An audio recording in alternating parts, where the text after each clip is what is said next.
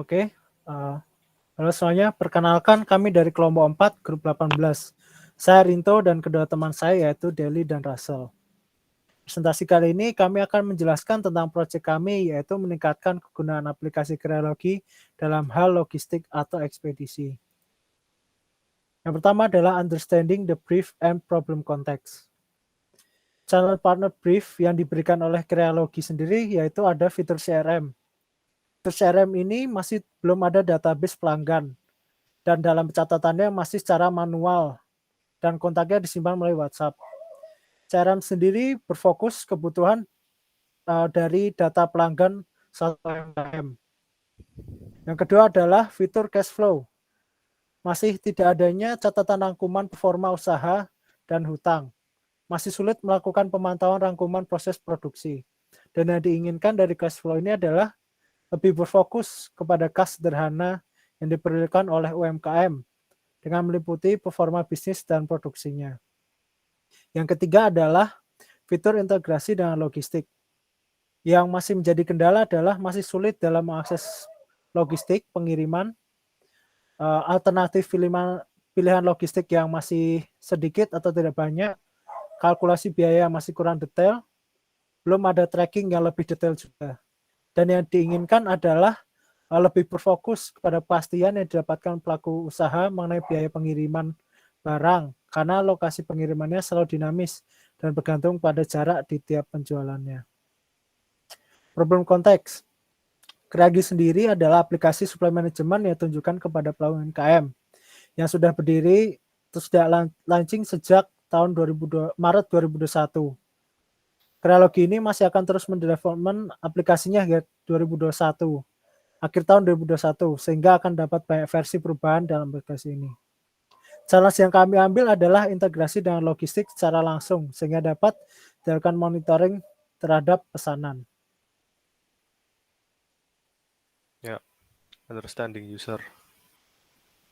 Di sini kami menggunakan metode secondary research yang menggunakan data user berumur 30-55 tahun dan bekerja sebagai pelaku UMKM. Initial findings, efek pandemi bagi pelaku UMKM. 88% UMKM di Indonesia mengalami penurunan margin keuntungan menurut survei LPM UI dan UNDP 2020. Ini dikarenakan pandemi yang ada saat ini sangat mempengaruhi suatu usaha. Maka dari itu, pelaku UMKM harus lebih adaptif mengenai kebutuhan pasar saat ini. User persona kami adalah Nuning berumur 40 sebagai pelaku bisnis kuliner dan Parisius berumur 30 sebagai pelaku bisnis kria. Selector user profil kami menggunakan Parisius yang memiliki kebiasaan mengelola keuntungan dan kerugian dengan baik, selalu menyediakan waktu untuk belajar hal baru, permasalahan yang dia hadapi, alternatif logistik terbatas, kalkulasi biaya pengiriman belum jelas, serta belum adanya tracking pengiriman menggunakan resi.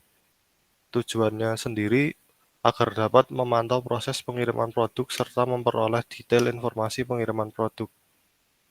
Perilaku pengguna dalam melakukan pencatatan secara manual maupun dengan teknologi, dan pengguna memiliki kekuatan yaitu adaptif terhadap teknologi.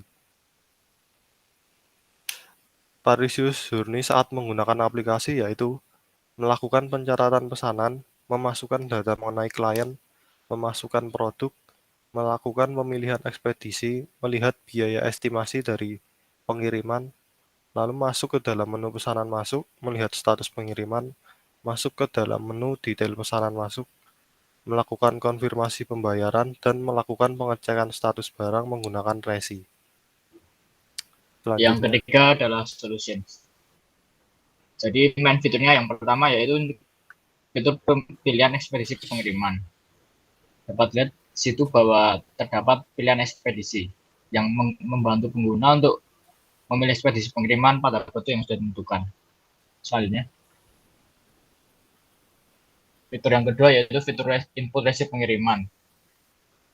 Dapat dilihat bahwa terdapat pilihan untuk option upload foto serta resi pengiriman yang terdiri dari resi manual, scan barcode baru, serta scan QR code baru.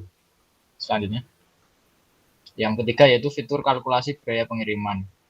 Nah, kalkulasi ini mampu membantu pengguna untuk dapat memperhitungkan biaya produk, biaya pengiriman, serta biaya lainnya. Selanjutnya, goal desired impact.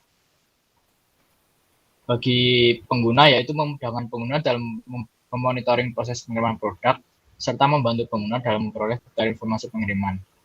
Sedangkan untuk organisasi itu sendiri yaitu untuk proses dalam pemesanan, pengiriman, dan gudang menjadi lebih mudah, serta monitoring pesanan, pengiriman, dan gudang menjadi lebih spesifik dan detail.